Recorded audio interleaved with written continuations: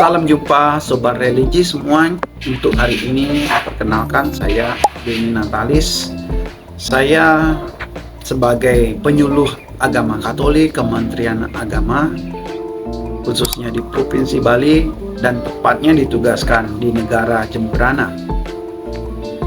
Kali ini saya ingin mengajak kita berbicara tentang taman doa yang akan dibangun di Gereja Santo Petrus Negara. Ada kaitannya dengan moderasi beragama. Nah, kebetulan beberapa hari yang lalu di Gereja Santo Petrus Negara Jemberana kedatangan patung Maria Guadalupe. Tentu banyak tradisi dan sejarah di mana Maria yang masing-masing punya kekhasan. Misalnya ada Maria Fatima, ada Maria Lourdes, dan lain-lain. Nah, di negara Jemberana kita lihat ini ada patung Guadalupe yang baru datang. Sobat religi, kita ingin hidup harmonis, damai, dan rukun, sehingga sudah tidak asing lagi kata moderasi beragama di telinga kita. Cara pandang atau sikap perilaku beragama yang mengambil jalan tengah atau kita kenal dengan istilah moderat, artinya tidak ekstrim kanan atau tidak kaku atau tidak radikal, maupun ekstrim kiri atau terlalu bebas atau liberal. Ya, saya sederhanakan dengan kata yang mudah dimengerti, dan sering kita dengar juga kata fanatik atau fanatik yang berlebihan. Menurut saya sekarang ini bukan sekedar kita sibuk merasa diri yang paling benar atau punya persepsi yang benar dan salah tentang keagamaan orang lain. Tapi sekarang mari kita terbuka untuk mengetahui keagamaan orang lain atau bukan sekedar persepsi pribadi. Maka saya mengajak sobat religi semua untuk mengenal beberapa tradisi atau pemahaman tentang ajaran gereja Katolik. Terutama di bulan Mei ini atau biasa disebut bulan Maria. Jadi ada tradisi umat Katolik tentang bulan Maria pada bulan Mei, dan Oktober disebut bulan Rosario. Khususnya bulan ini umat mendedikasikan atau menghormati, mohon restu secara khusus pada Bunda Maria. Tentu ada sejarah yang membuat tradisi ini berkembang. Namun kali ini saya mengajak kita semua untuk bisa mendapatkan pencerahan atau pemahaman tentang taman doa atau Gua Maria, atau tentang patung, foto, ikon yang ada di gereja Katolik. Saya akan bertanya langsung pada pastor paroki Gereja Katolik Santo Petrus Negara. Tentu pertanyaan saya ini merupakan pertanyaan yang mewakili Bapak Ibu atau saudara-saudari sekalian yang beragama lain. Supaya jelas, maka pertanyaan saya yang akan saya tanyakan secara spontan saja nanti merupakan arah penjelasan yang kita ingin ketahui, dan sungguh-sungguh semoga membuat kita bisa memahami ternyata seperti ini ajaran agama Katolik, terutama tentang taman doa yang bisa dimanfaatkan oleh semua umat. Mari kita ikuti. Mungkin Romo bisa menjelaskan apa rencana tentang taman doa ini, kan sepertinya baru dibangun ya Romo. Ya. Bisa dijelaskan, bebas lah ya, kasih tahu kita. Hari dengan bulan Maria ini kita bersyukur sekali bahwa patung Maria Guadalupe yang ada di belakang saya ini sudah bisa kita dirikan, kita letakkan secara umum bertepatan dengan bulan Maria ini. Sebetulnya ini adalah kerinduan yang sudah cukup lama. Sebelum datang ke sini saya sebetulnya sudah pernah di sini, guys.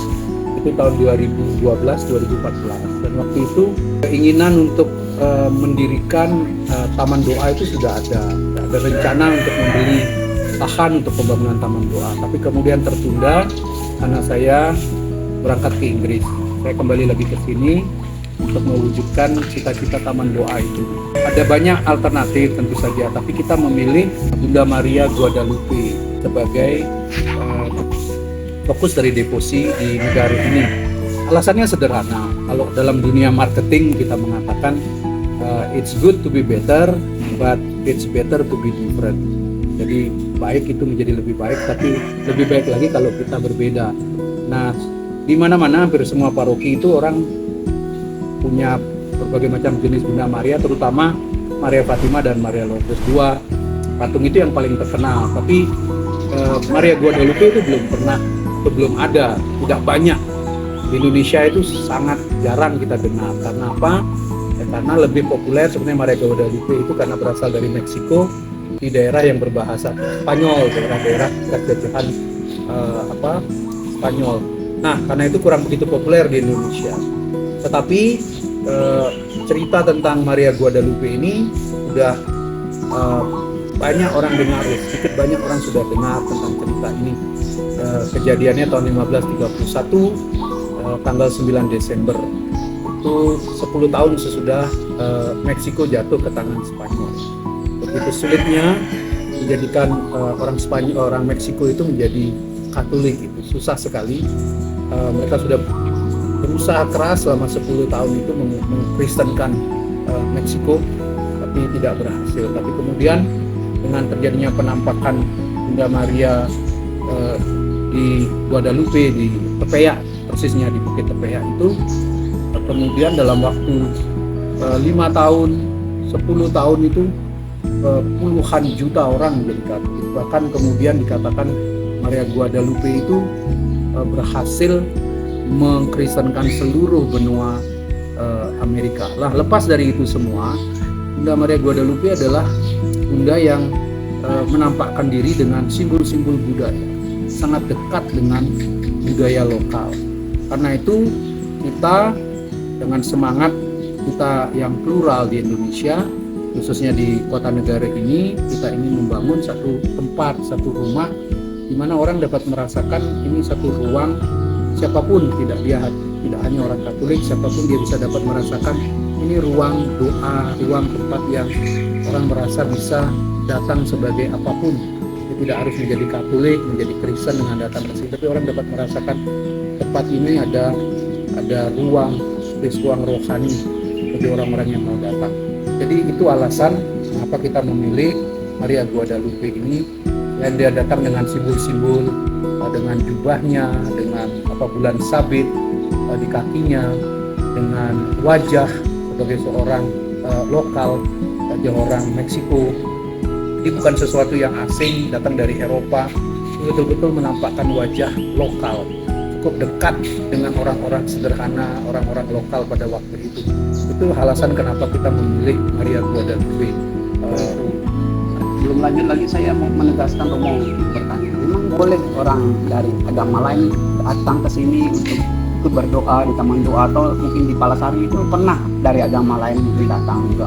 Oh ya, boleh ya. Jadi dekat dengan tempat lokasi Bunda Maria Guadalupe Negara ini ada gereja Palasari. Di sana juga ada Gua Maria, idekannya ke Maria saking Palasari, Ratuning Palasari. Jadi orang datang berbagai macam agama. Seingat saya pernah bertugas di sana, ada orang Islam, orang Hindu. Mereka tidak harus menjadi Katolik, menjadi Kristen dengan datang berdoa ke sana, karena mereka merasakan keibuan Maria.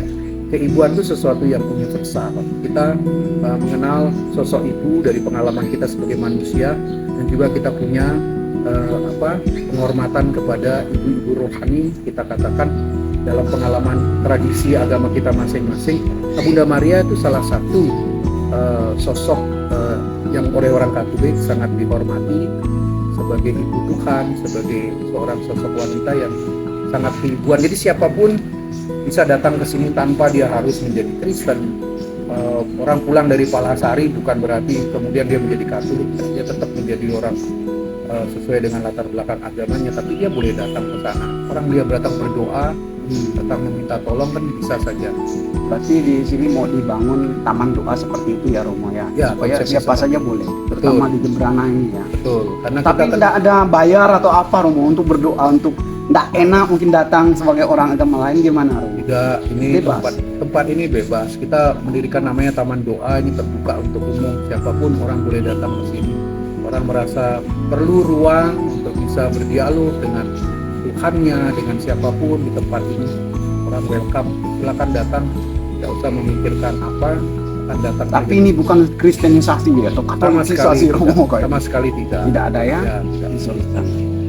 Jadi orang bisa, intinya tuh orang menemukan jembatan di tempat ini. Ya, bukan uang, pengalaman lelah dari dalam hidup sebagai apapun kita, sebagai pegawai atau wira swasta, sebagai migran, sebagai apapun, orang menemukan uang di tempat ini. Itulah yang kita bangun. Berarti tempat ini tempat biar orang nyaman berdoa begitu ya. Betul. Suasana dibikin seperti itu ya. Betul sekali ya. Jadi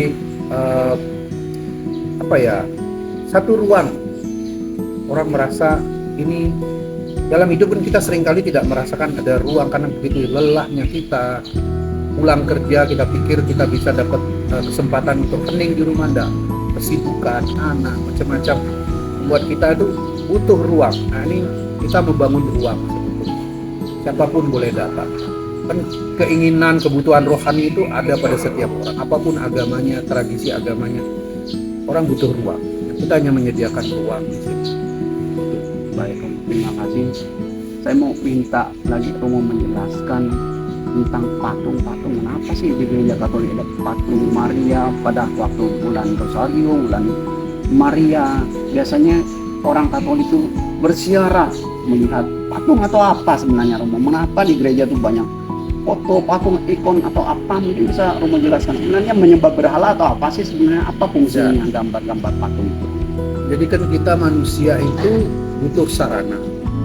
Allah pun membutuhkan sarana. Kalau kita mengatakan Allah itu mencintai kita, ingin menyelamatkan kita, kita percaya itu dia. Tapi dia membutuhkan sarana untuk menyelamatkan. Itulah yang kita sebut dengan inkarnasi. Dia masuk ke dalam dunia, dia menggunakan sarana manusia untuk bisa berkomunikasi dengan kita, untuk bisa mengungkapkan kehendaknya, keinginannya kepada kita. Nah, sarana apa yang kita miliki ini kita butuhkan. Patung-patung itu dia sarana bagi kita untuk sampai kepada pengalaman. Jadi pengalaman itu harus dimaknai, kita butuh sesuatu untuk mengekspresikan pengalaman. Ketika orang jatuh cinta, dia menggunakan bunga untuk mengungkapkan perasaan cinta itu kepada orang yang dia cintai. Dia bawa setangkai bunga. Pada waktu Valentine, orang memberikan sebatang coklat untuk orang yang dia cintai.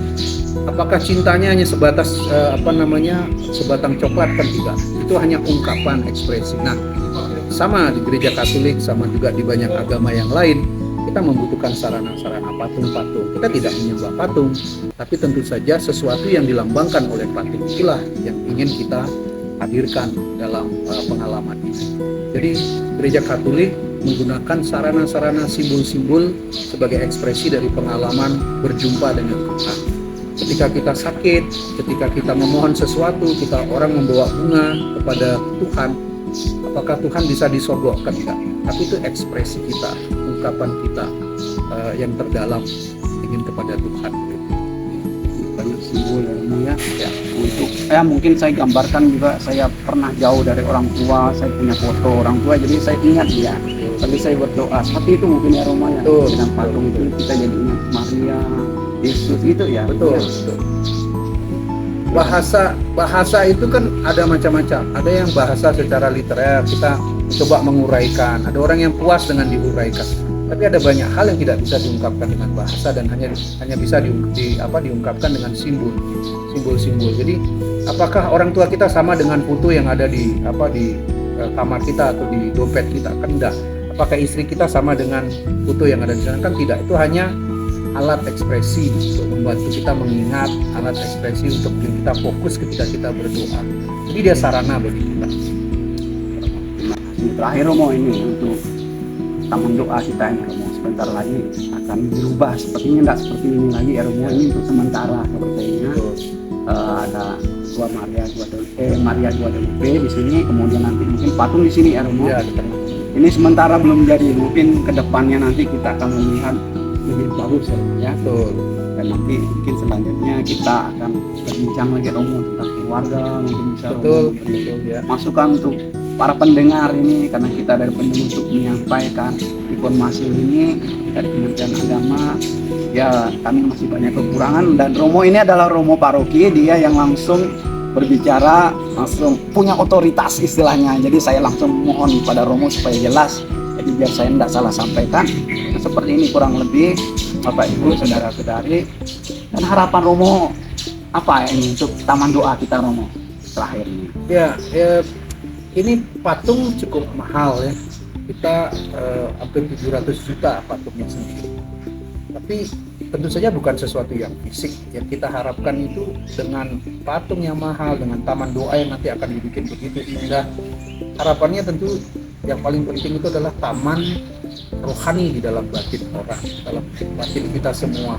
Orang sungguh-sungguh menjadikan tempat ini tempat yang diminati, disukai, dicari. Orang betul-betul menggunakan, memanfaatkan ruang ini dengan sebaik-baiknya. Itu harapannya, dengan mendekatkan diri kepada Tuhan lewat Bunda Maria Guadalupe, orang lebih disemangati dalam hidup.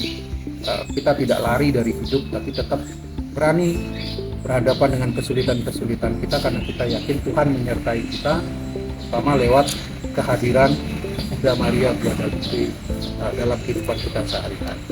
Oke, terima kasih banyak Romo. Sama. Baik, ini kita sudah berbincang-bincang secara spontan saja kepada Romo tadi sebagai Romo Paroki di Santo Petrus Negara ini. Jadi dia adalah kepala dari pastor di sini. Kita untuk umat yang ada di sini, kita adalah istilahnya dia sebagai gembala, kita sebagai domba-dombanya. Maka Romo akan menuntun, mengarahkan iman umat Kristiani ke arah yang lebih baik lagi. Semoga iman kita semua semakin bertumbuh berkembang. Juga diingatkan tadi, ini adalah taman doa yang sedang dibangun. Semoga bisa berjalan lancar ya Romo. Untuk pembangunannya juga untuk siapa saja boleh datang ke sini. Apalagi orang-orang di negara Jembrana, Bali, silahkan hadir di sini untuk ikut ambil bagian merasakan suasana tempat doa ini, tempat yang nyaman. Sekian, terima kasih. Kita bertemu lagi untuk selanjutnya tentang keluarga, tentang apapun yang mungkin sangat diperlukan, silahkan komen nanti. Terima kasih. Ini semua masih berproses rencana pembangunan taman ini. Jadi dari tempat ini kami juga mohon dukungan dari semua pihak, terutama ibu bapak, saudara-saudari semua, untuk ikut membantu kami mewujudkan harapan kita membangun jembatan ruang rohani yang kita sebut Taman Doa Maria Guadalupe. Di negara ini kami masih membutuhkan uluran tangan, support, baik doa-doa, tenaga, pikiran, maupun juga dana, bantuan untuk cita-cita ini. Terima kasih banyak.